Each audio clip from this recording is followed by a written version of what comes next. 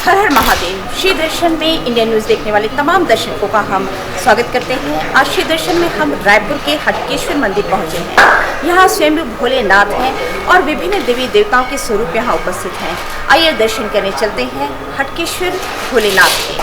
हटकेश्वर का अर्थ स्वर्ण होता है, अर्थात पृथ्वी के अंदर मौजूद बहुमूल्य रत्नों के स्वामी हटकेश्वर महादेव, जिनके पूजन अर्चन से भक्त को सोने चांदी की कमी नहीं रहती।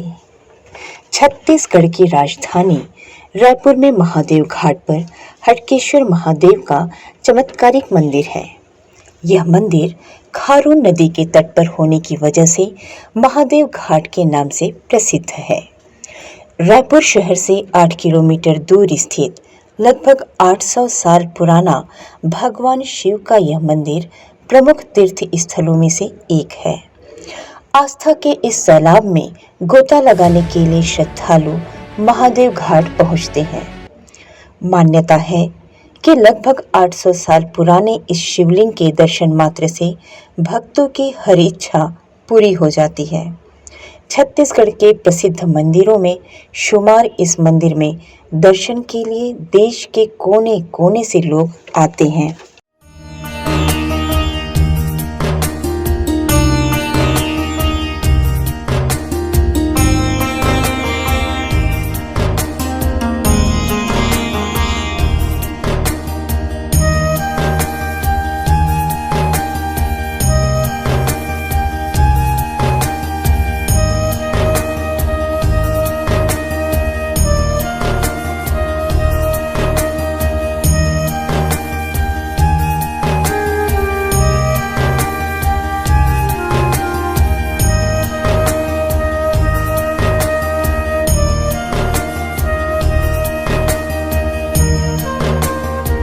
मंदिर की वास्तुकला बहुत ही आकर्षक है।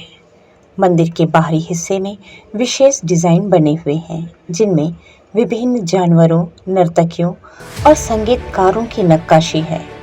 विशाल मंदिर परिसर दीवार से घिरा हुआ है।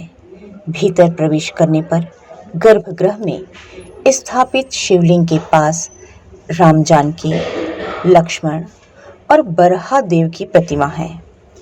कहा जाता है कि इस मंदिर के मुख्य आराध्य भगवान हटकेश्वर महादेव नागर ब्राह्मणों के संरक्षक देवता माने जाते हैं।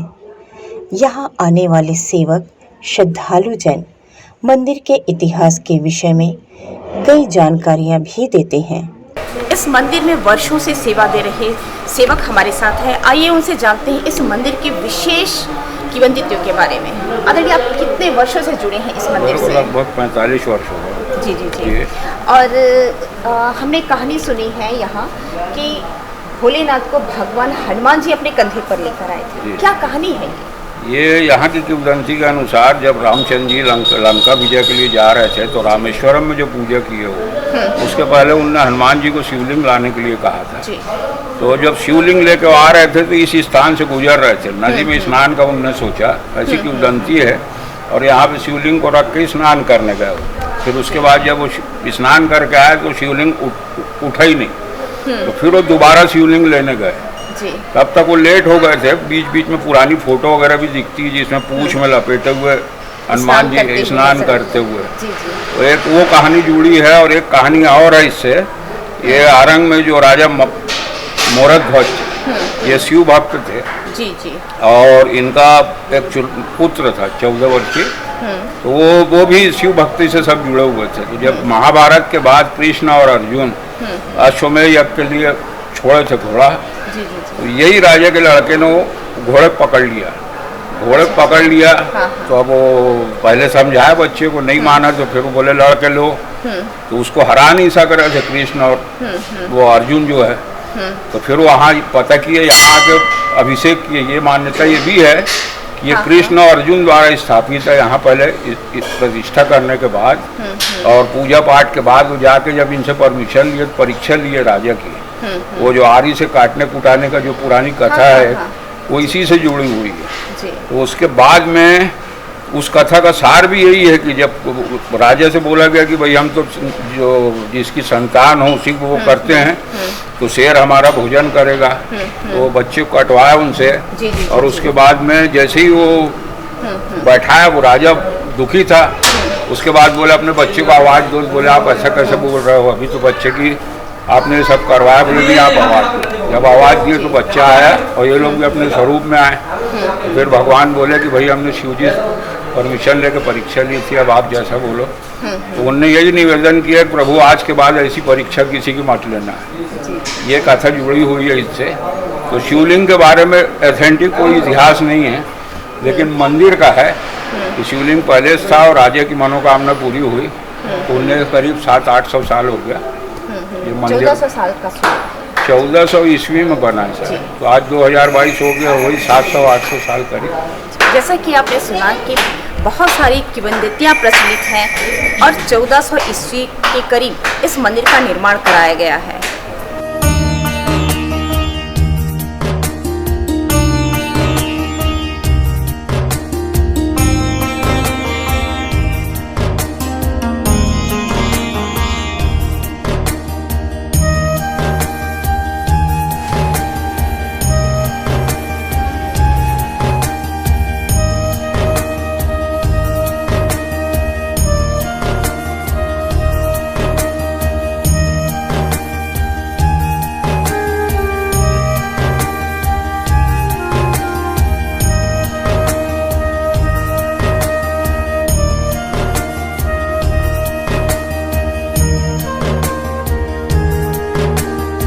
हटकेश्वर महादेव के शिवलिंग की स्थापना को लेकर कई किंवदंतियां प्रचलित हैं। कहा जाता है कि भगवान हनुमान जी शिवलिंग को अपने कंधे पर यहाँ लेकर आए थे। इस कथा के चलते ही यह मंदिर दूर दूर तक जाना जाता है। मान्यता है कि इस मंदिर की मान्यता भगवान श्री राम के वनगमन के समय हुई थी। वनवास के दौरान जब वे इस इलाके से गुजर रहे थे, तब इस शिवलिंग की स्थापना लक्ष्मण जी के हाथों हुई थी। कहा जाता है कि स्थापना के लिए हनुमान जी अपने कंधे पर शिवलिंग लेकर निकल पड़े। बाद में ब्राह्मण देवता को आमंत्रित करने गए, तब तक देर हो चुकी थी। इधर लक्ष्मण जी देर होने की वजह से क्रोधित हो रहे थे, क्योंकि स्थापना में देरी हो गई थी। जहां स्थापना की योजना बनाई गई थी, वहां न करके स्थापना के समय को देखते हुए खारू नदी के तट पर ही स्थापना कर दी गई।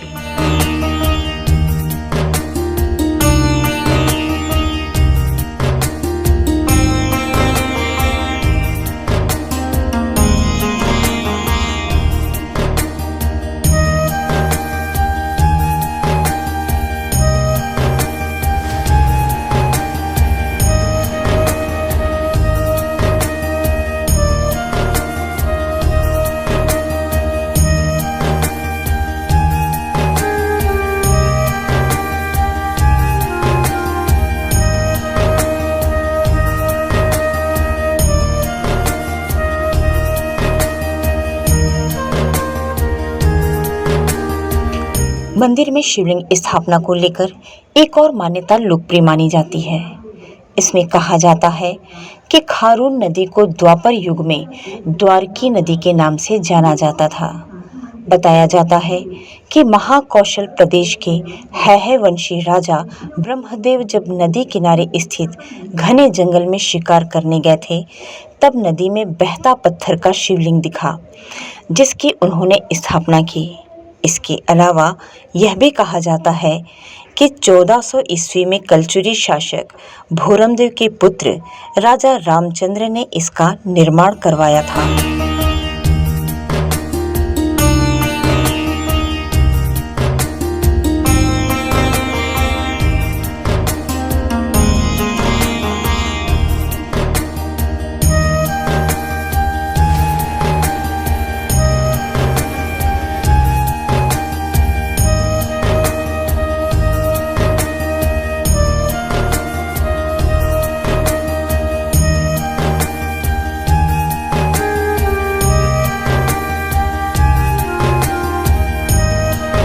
मंदिर परिसर में गणेश जी, हनुमान जी, काली माता, शनिदेव, लक्ष्मी नारायण, दक्षिण काल भैरव, गौरी, संतोषी माता, राम जानकी एवं विभिन्न देवी देवताओं की प्रतिमाएं स्थापित की गई हैं।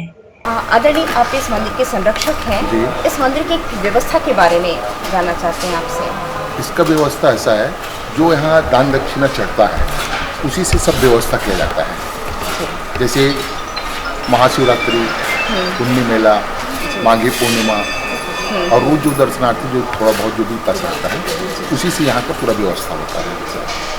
पंडित जी, यहाँ की ख्याति दिनों दिन बढ़ती जा रही है, क्या कारण है? देखिए, ये तो ऐसा है कि ये हाटकेश्वर नाथ जो है बहुत पुराना है। रायपुर में सबसे पहले यही स्थापित हुआ है ना। जो राजा थे उनको स्थापना किए थे।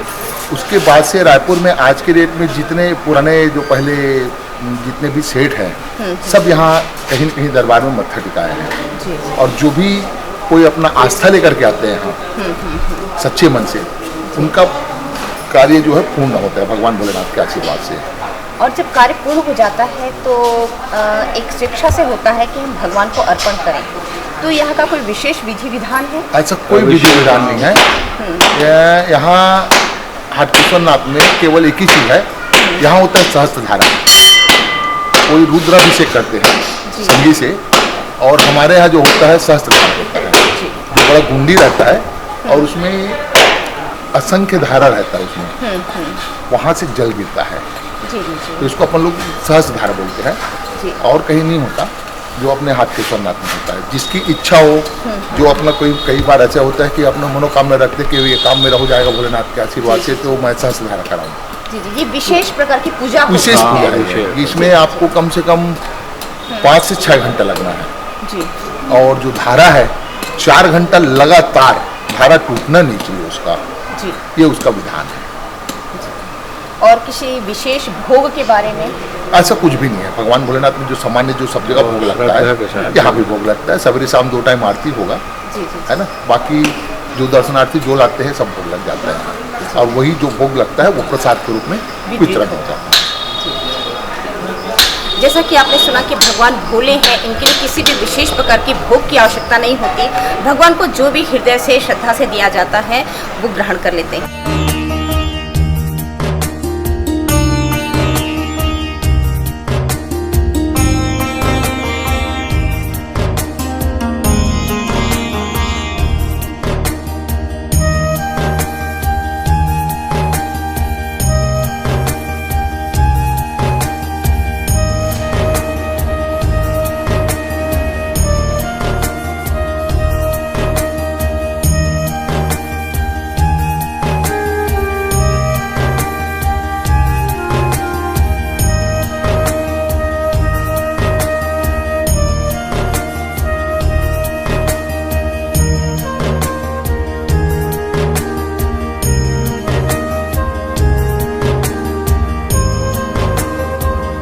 हटकेश्वर महादेव एवं सभी देवी देवताओं की श्रद्धालु भक्ति भाव से पूजा अर्चना करते हैं तथा जल, दूध, अक्षत, बेलपत्र, फल, फूल, धतूरा अर्पित करते हैं।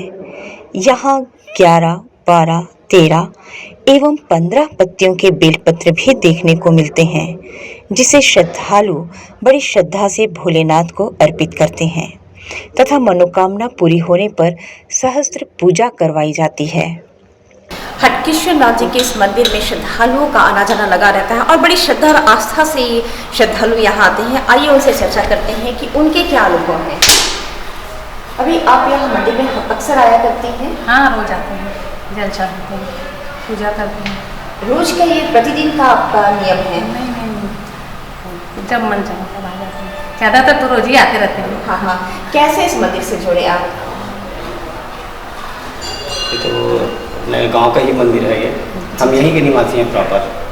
एक्चुअली में क्या है, शुरू से दादा परदादा के ज़माने से हम लोग आ ही रहे हैं, तो हमेशा कुछ न कुछ रहता है। तो पर्व तो अलग रहता है, लेकिन पर्व के बाद भी हम लोग प्राय रोज ही आते रहते हैं। किसी मनोकामना को आपने यहाँ माना था? हाँ जी। किसी भी इच्छा की थी और हाँ, पूरी हुई आपकी? हाँ, पूरी होती है। कोई आस्था और विश्वास के साथ अगर इसको किया जाए तो होती है। कई हर धर्म के लोग देखिए अपना अपना ये करते हैं। तो निश्चित रूप से आस्था और विश्वास दिनों दिन बढ़ता जा रहा है। यहाँ पे और भी श्रद्धालु हैं, आइए उनसे भी चर्चा करते हैं कि उनके क्या भाव हैं। आदरणीय, आप लोग यहाँ अक्सर आते हैं इस मंदिर में दर्शन के लिए। कहाँ से आए हैं आप लोग? बागबाहरा से आए हैं, मानसून जिला बागबाहरा से। जी जी। और यहाँ रायपुर जब भी आते हैं तो भोले भंडारी के शरण में और श्रीमती राम जी के शरण में, हनुमान जी के शरण में दर्शन करने के लिए आते हैं। जी जी जी। क्या महसूस होता है यहाँ आकर? मन को शांति मिलता है यहाँ आकर जी। अच्छा भी लगता है और शांति भी मिलता है। कम से कम 5-10 मिनट बैठते हैं, उसके बाद में फिर जाते हैं। जी जी। तो जब भी रायपुर आना होता है एक नियम बना हुआ है आपके जी, घर का? जी, हमारे बेटे को भी यही रहते हैं ना। जी जी। तो हम लोग आते हैं। अभी वो लोग क्या बोलते हैं, हनुमान मंदिर बनाने की चर्चा कर रहे हैं। अभी आज मीटिंग है हनुमान मंदिर में, रात को 8 बजे पूजा और किसी शुक्ला मनोकामना की और पूर्ति उपेंद्र करने शुक्ला के लिए के आते हैं या किसी विशेष? नहीं, श्रद्धा है और बाकी भगवान की इच्छा है। जी जी जी। अभी क्या बागेश्वर धाम वाले बाबा जी आए थे तो लड़का उनसे बढ़िया जुड़ गया है और उनकी योजना है कि रायपुर के आसपास 5 एकड़ भूमि में भव्य हनुमान मंदिर बने और सनातन धर्म का प्रचार और प्रसार हो, ऐसा उम्मीद है। तो जिस प्रकार से आपने सुना कि सनातन धर्म के प्रचार प्रसार के लिए लोग जुड़ रहे हैं और पूरी आस्था से भगवान भोलेनाथ की शरण में, भगवान हनुमान की शरण में सारे श्रद्धालु आ रहे हैं।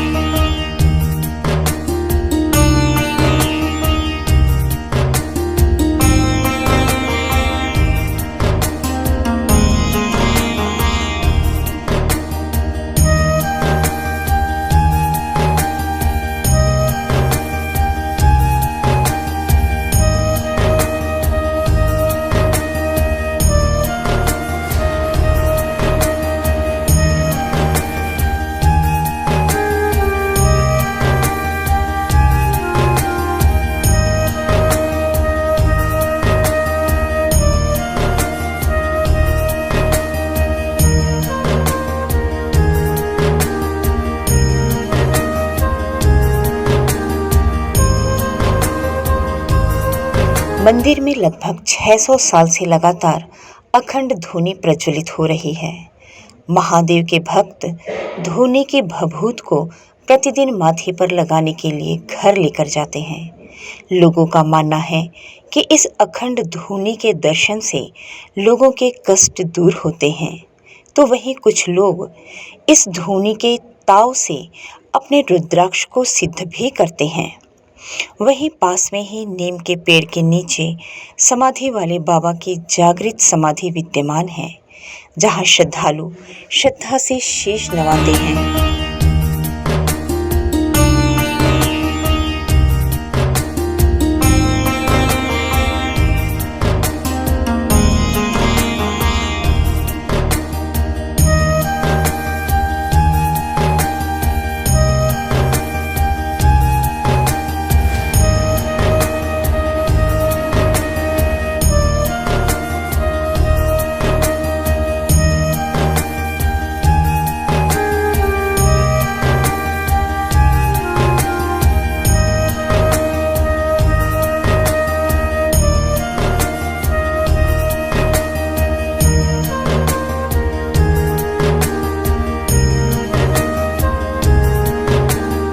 इस मंदिर को एक अलग पहचान देने के लिए यहाँ पर छत्तीसगढ़ शासन द्वारा लक्ष्मण झूला महादेव घाट पर बनाया गया है।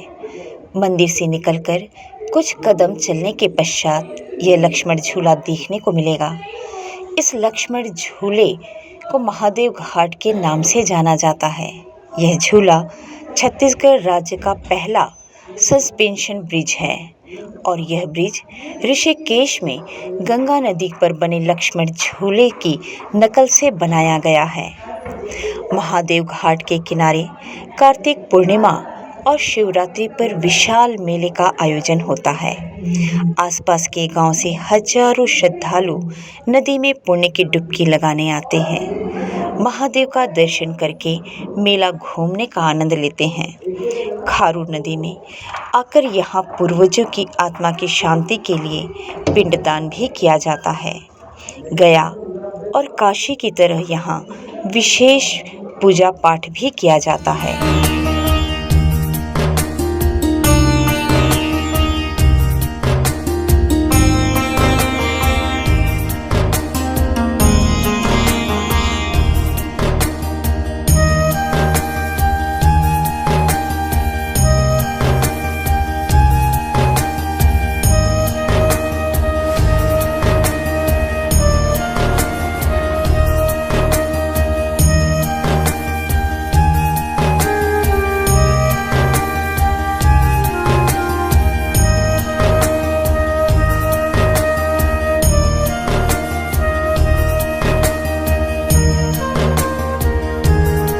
हटकेश्वर नाथ के सामने ही जूना अखाड़ा का परिसर नजर आता है। यह वही परिसर है जहां दूर दूर से आए साधु संत विश्राम के लिए रुकते हैं। यहाँ माँ काली की अद्भुत प्रतिमा स्थापित है एवं नवग्रहों के साथ साथ सप्त ऋषियों की भी प्रतिमाएं देखने को मिलती हैं। यहाँ प्रवेश करते ही शंख मंत्रों की ध्वनि से मन श्रद्धा से भर जाता है। इस वक्त हमारे साथ पंडित जी उपस्थित हैं। आइए जानते हैं पंडित जी इस मंदिर की महत्ता के बारे में। देखिए, मंदिर जूनागढ़ अखाड़ा से संबंधित है जी। और हमारे परम गुरु जी ब्रह्मलीन माननीय हज योगी नागा बाबा बुद्धगिरी जी महाराज ब्रह्मलीन हैं। उनके द्वारा ये मंदिर महादेव घाट में स्थापित किया गया। सन्निधि में यहाँ हटकेश्वर नाथ महाराज जी का स्वयंभू मंदिर है। उन्हीं के सानिध्य में उनकी ये तपस्वी स्थान है। और अभी वर्तमान में हमारे जो यहाँ के महंत हैं जूनागढ़ अखाड़ा जी के राघवेंद्र गिरी जी हैं, उनके सानिध्य में इस मंदिर का बहुत ही अच्छा पूर्व से और अब तक में जो उनका कार्यकाल रहा वो बहुत ही सुंदर शिवरात्रि का पर्व या अन्य कोई भी पर्व बहुत सुंदर तरीके से मनाए जाते हैं। माँ काली और बजरंगबली और वीरभद्र जी का नवग्रह मंडल देवताओं का और ये चंद्रमौली भगवान हमारे यहाँ पे स्थापित हैं। नित्य यहाँ पे पूजा पाठ अनुष्ठान, पीछे गौशाला भी है। मंदिर को और सुदृढ़ या मंदिर का वृद्धि करने का कार्य भी प्रारंभ है, जिसके लिए कुछ लोगों का सहयोग, भक्तों का सहयोग ऐसा लिया जा रहा है। और यहाँ पे नित्य कुछ न कुछ अनुष्ठान पूजा ब्राह्मणों द्वारा कुछ न कुछ होता रहता है। पंडित जी, विशेष रूप से क्या मान्यता है इस मंदिर की? विशेष रूप से ये मान्यता है जो माता काली बैठी है यहाँ पे, वह माता काली मंदिर से संबंध कलकत्ता से है। उनका जो महाराज जी थे वो कलकत्ता से ही माता जी को लाए थे, तो ये महत्व है। और हटकेश्वर नाथ का तो महत्व आप जान ही रहे हैं जी। यह विशेष रूप से पूजा का क्या विधि विधान है? विशेष रूप से यहाँ काली की पूजा होती है, जो नवरात्रि में या अमावस्या दीपावली में विशेष रूप से काली शमशान घाट काली शमशान दक्षिण काली का पूजन होता है। आपके कलकत्ता से या आंध्र प्रदेश से या हमारे छत्तीसगढ़ के विद्वानों द्वारा बहुत सुंदर रात्रिकालीन पूजन होता है और हवन का कर्म होता है जी। पंडित जी, जैसे जब कोई मनोकामना पूरी होती है जी जी, तो विशेष रूप से माता रानी को क्या अर्पित किया जाता है? देखिए, माता जी को बहुत तरह तरह की मान्यताएं हैं। चूँकि यहाँ पे आध्यात्मिक स्थल पे माता जी का स्थान है, तो यहाँ फूल पत्र और हलवा पूड़ी नारियल सुपारी यही चढ़ा सकते हैं। और लोग बागों की बड़ी मान्यता जैसे पूरी होती है, यहाँ भंडारा कराते हैं, जोत जलवाते हैं, ऐसा करके मान्यताएं हैं। और चूँकि ये बहुत ही आध्यात्मिक स्थान है, बहुत शंकर जी हमारे जो हटकेश्वर नाथ महाराज हैं वो स्वयंभू हैं, है ना, पाताल लोक में विराजित हैं। तो ऐसे स्थान में आप आए नहीं, आपकी मान्यताएं पूरी हो गई। जी पंडित जी, अभी हमने देखा कि आप रुद्राभिषेक करवाए थे जी, है ना, तो इसका एक संक्षिप्त में जी जी इसका क्या किस तरीके से, जैसे आम आदमी करवाता है तो कई घंटों लग जाते हैं जी जी जी, है ना, तो संक्षिप्त में अगर हम भोलेनाथ का की उपासना करना चाहें तो किस प्रकार से कर सकते हैं? देखिए, अभी तो हमारे पूजनीय प्रदीप मिश्रा जी ने बहुत सरल कर दिया है शिव जी का पूजा। और उनके मतलब जैसे मार्गदर्शन में आप हमारे रायपुर छत्तीसगढ़ में भी आए, दर्शन हुआ उनका। उनके मार्गदर्शन में शिव अभिषेक या शिव की प्रेरणा जो है हमारे भक्तों को खूब मिली और हमारे भक्त उसका पूरा लाभ ले रहे हैं। मैं भी अपने जीवन में बहुत ही अच्छा, पहली बार ऐसा शिवरात्रि ऐसा माहौल है ना, और जिससे हमारा अध्यात्म जागृत हो रहा है ना। हमारी हर देवी देवताओं के प्रति आस्था है, लेकिन शिव जी स्वयं प्राकृतिक हैं। शिव जी का एक जल लोटा ही उनका पूजा है, अभिषेक है। आप पूजा चाहे जितनी बड़ी कर लें, लेकिन एक जल लोटा ही उनकी श्री शिवाय नमः तुभ्यम ओम नमः शिवाय महामृत्युंजय के जाप के साथ शिव जी को अर्पण करें। आपकी सभी की मनोकामना पूरी हो। आपके चैनल के माध्यम से कई लोग हमको सुनेंगे। सभी को हर हर महादेव, शुभ क्या कहते हैं महाशिवरात्रि और उनके जीवन की अच्छे कामना के लिए प्रार्थना करते हैं। जय श्री राधे। जैसा कि आपने सुना कि एक लोटा जल सारी समस्याओं का है। भोलेनाथ भोले हैं, निश्चित रूप से श्रद्धा भाव से अगर हम एक लोटा जल भी चढ़ाते हैं तो निश्चित रूप से हमारी सारी समस्याओं को दूर करते हैं। हर हर महादेव।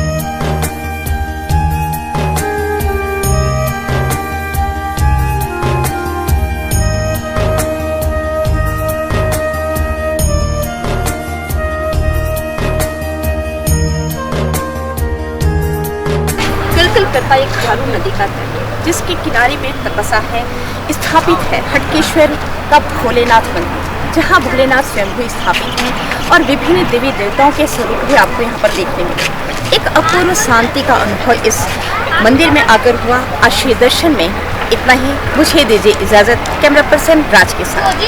हर हर महादेव।